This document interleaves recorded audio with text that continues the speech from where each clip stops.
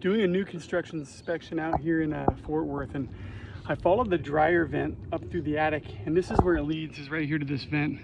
This is just a typical roof vent. It's got a pest screen in there and stuff, so what's going to happen is the pest screen is going to end up catching all the lint. It's going to clog, and then your dryer is not going to dry the clothes anymore. Once the dryer is not drying the clothes anymore, you may think, oh, I need a new dryer. Install a new dryer, and it keeps doing it, and eventually you're going to realize it. That's the reason why. So they need to put the type with the damper. It's an incorrect termination, so definitely going to go in the report. This is why you need new construction inspected.